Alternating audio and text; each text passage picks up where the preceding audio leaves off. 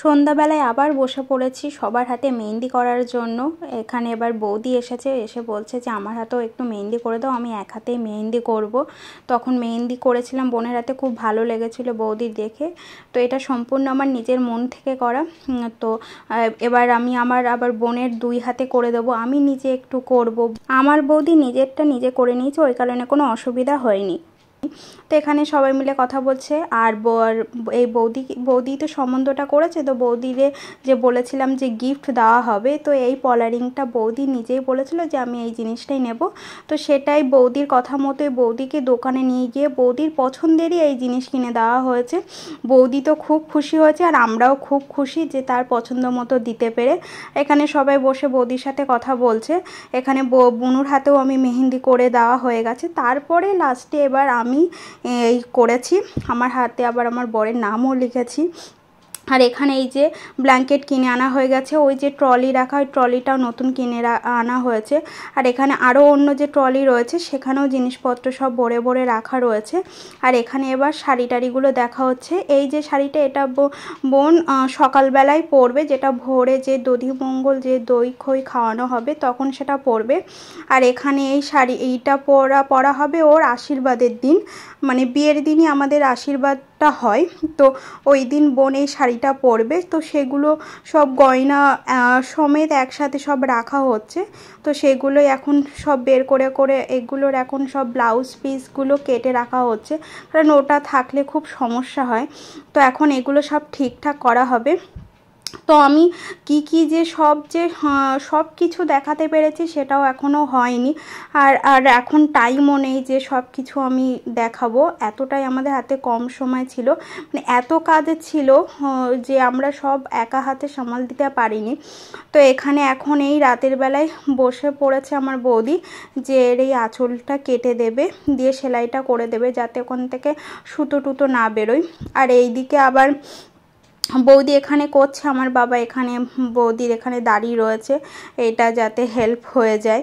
কারণ আর হাতে তো আর এই শুধু এই আজকের সন্ধ্যেটাই রয়েছে, কালকে সন্ধ্যেতেই তো বিয়ে, ওই কারণে। তারপরে এখানে বৌদি করছে, আর আমি এখানে বোনের আবার ট্রলিতে আরও কি জিনিস রাখার বাকি রয়েছে সেইগুলো আবার আমি ঠিকঠাক করে দেখছি।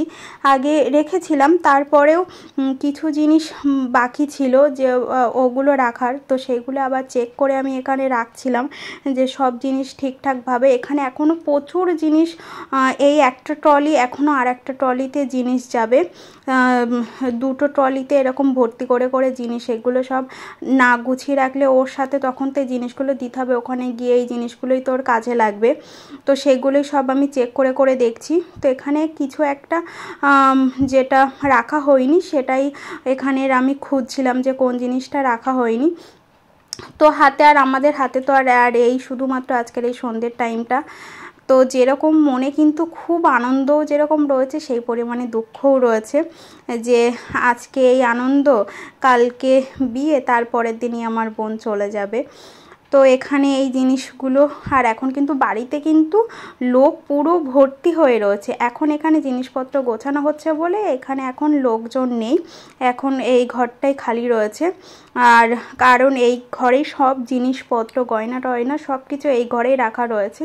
তো সবাই অন্যদিকে সব কথা টথা বলছে, আর এখানে আমি এই বোনের কি জিনিসপত্র সব লাগবে না লাগবে, কি নিয়ে যাবে সেইগুলো সব গুছিয়ে রেখে দিচ্ছি। তো তোমরা আস্তে আস্তে দেখতে থাকো, বিয়ের ভিডিও আস্তে আস্তে আসবে, তোমাদেরও কেমন লাগছে অবশ্যই জানিও। আর একটু হয়তো লেট হবে, আস্তে আস্তে সব আমি দিয়ে দেব, চেষ্টা করব যে আমি যাতে সব কিছুই আমি শেয়ার করতে পারি। তো এখানে আমি এই জিনিসগুলো এবার ঠিকঠাক করে রেখে দিচ্ছি। আর বিয়ে বাড়ি তো ওই কারণে, আর এখানে ওর সব জিনিসপত্র সব রাখা রয়েছে, তো এটা ভালো করে বন্ধ করে রেখে তালা দিয়ে রাখবো।